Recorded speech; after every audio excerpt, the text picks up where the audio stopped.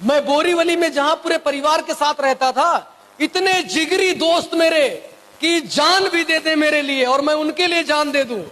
उनको मैंने जाके बताया कि एक कंपनी है, एक सामान खरीदना है, 2 आदमी जोड़ना है, 1.5 लाख रुपए हफ्ता आएगा और तुम सबको मैं करोड़पति बना दूंगा। वो लोगों ने भाई साहब इतना मजाक उड़ाया, इतना हंसे मेरे ऊपर, इतना ताना मारे कि मैं जिस गली में रहता था उस गली से नहीं दूसरी गली से घूम के आया करता था घर पे। करोड़पति बनने चला है, ये लोगों को लूटने चला है, ये लोगों को फंसाने चला है, ऐसा मजाक वो लोग मेरे ऊपर उड़ाना शुरू किए। फिर मैं चुपचाप सिलाई के काम में लग गया और गलती से इंजीनियर का मेरे फोन आ गया कि अरे मुर्तजा सर कहाँ हो, दिखाई नहीं दे रहे हो आजकल तुम। और मैं नंबर नहीं था, मेरे ध्यान में था नहीं। मैं बोला भाई साहब अच्छा हुआ कि आपने फोन कर दिए। देखो मैं गरीब आदमी हूं, आपको तो पता है कि छोटी बहन की शादी का जेवर गिरवी रख के मैंने आपके साथ में काम शुरू किया है। हो सके तो मेरा पैसा वापस दे दो, कि तो मेरा पैसा आप वापस कर दो। तुम्हारी कोई जुड़ता ही नहीं है, तुम्हारी कंपनी में कोई जुड़ता ही नहीं है। तो वो बोले कि ऐसा नहीं है, लोग जुड़ते, तुम लोग काम, वही काम तो मैं भी करता हूं। तो बोले तुम क्या करते हो? बोला तुम वही तो बताते हो कि एक सामान खरीदना, 2 आदमी जोड़ना और 1.5 लाख रुपए हफ्ता आएगा, यही तो तुम लोग बताते हो, यही मैं भी बताता। नहीं नहीं ऐसा नहीं, ऐसा नहीं, तुम एक बार मीटिंग में आओ। फिर मीटिंग गया तो वहां पर 4-5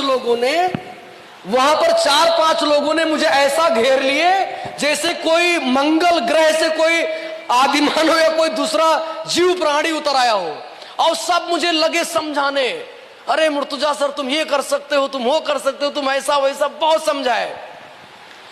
मैं पूरे उनकी मीटिंग और समझाने से एक बात समझ में आ गई कि अगर मैं फुल टाइम उतर जाता हूं इस बिजनेस में, नौकरी छोड़ के, तो मैं कामयाब हो जाऊंगा। मैं गया अपलाइन को बोला कि भाई मैं काम छोड़ रहा हूं, अब आज से मैं ये धंधा, ये बिजनेस में फुल टाइम करूंगा। सिलाई के कारखाने में गया, सारे कारीगरों को सबको इकट्ठा किया, उसके मालिक को बुलाया, मैंने बोला मेरा हिसाब किताब क्लियर कर दो, आज के बाद मुर्तजा सिलाई का काम नहीं करेगा और अब मैं अमीर और कामयाब बनूंगा, इसी कंपनी से तुम लोगों के सामने करोड़पति बन के दिखाऊंगा। मैंने नौकरी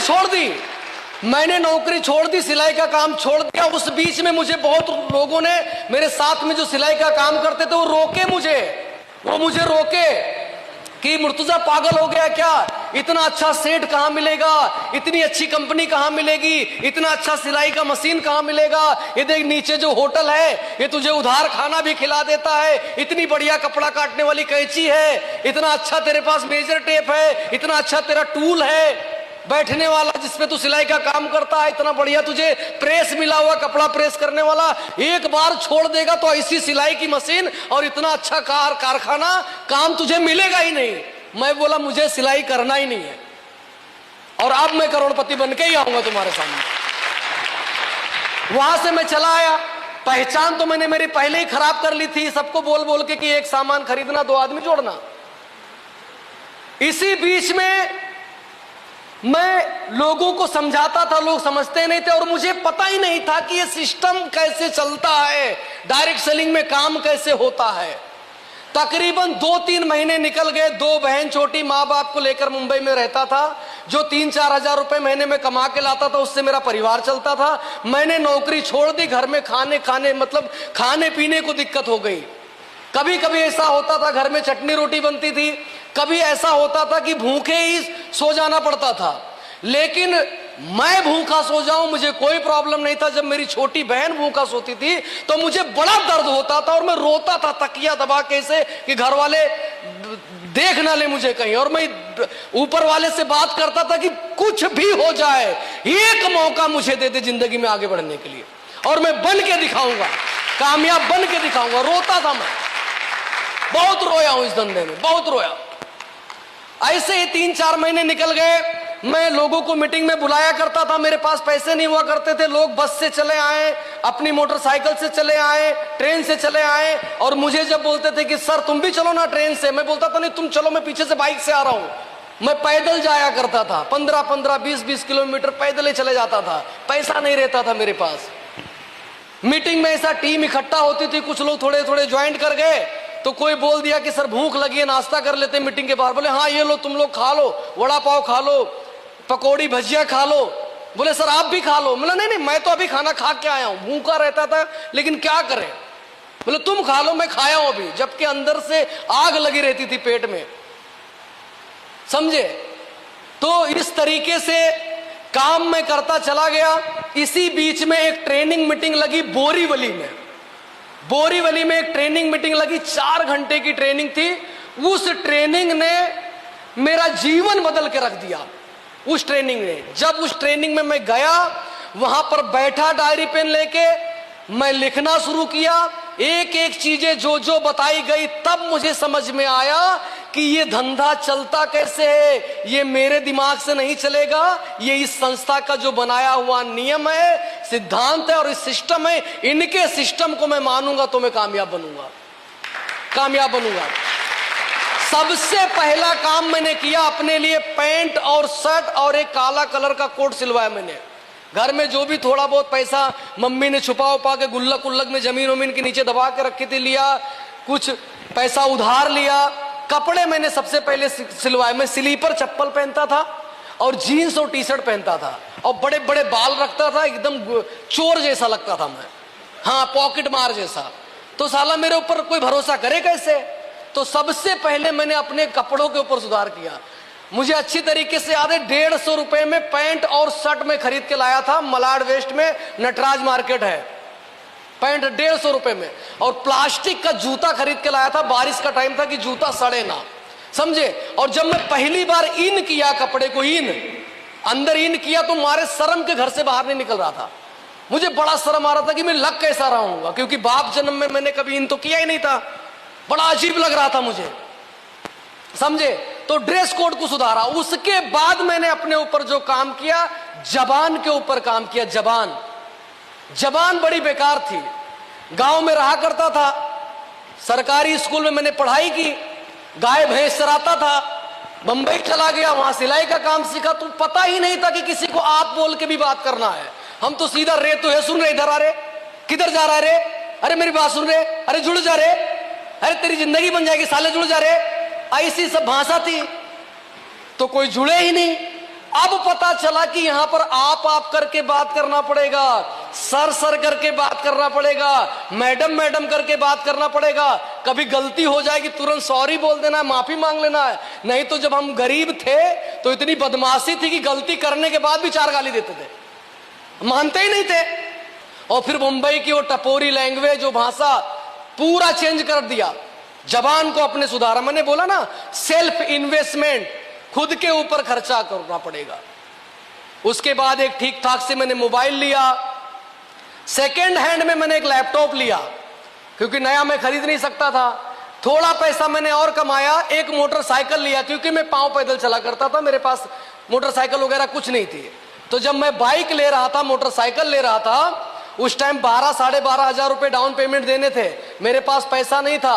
5-6 हजार रुपए घर में से लिए और बाकी यहां वहां लोगों से मांगे। कोई उधार देने को तैयार नहीं था।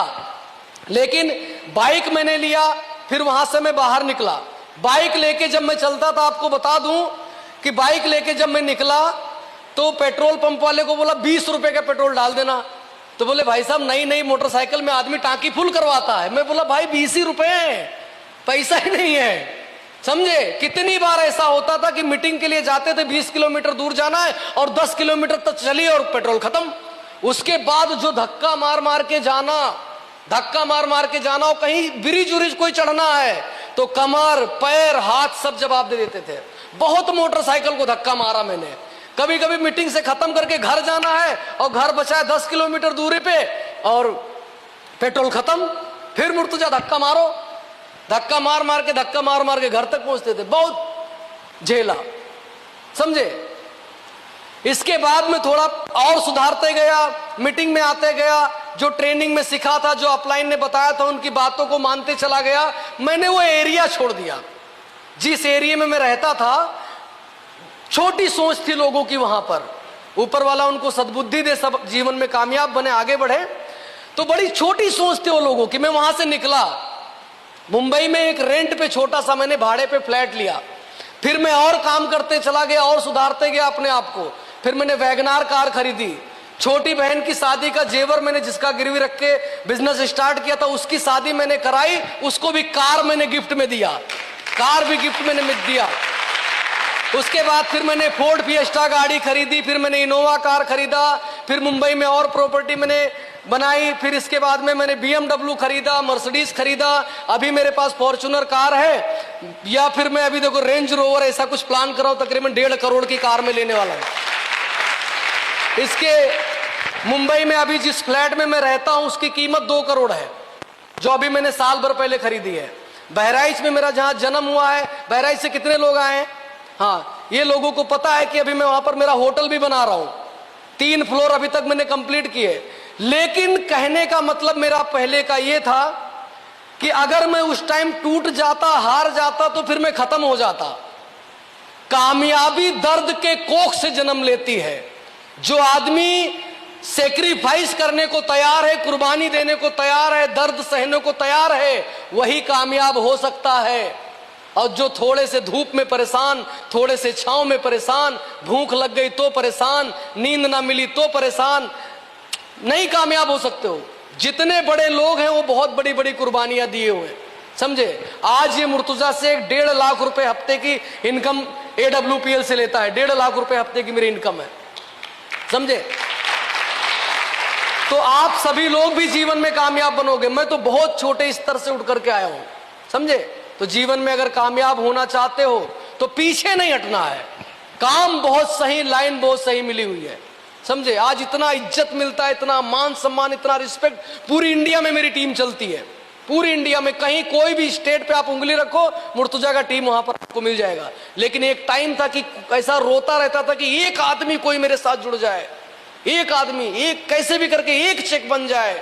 5-10 लोग मेरे भी मीटिंग में बैठने लगे, ये उस टाइम पे था।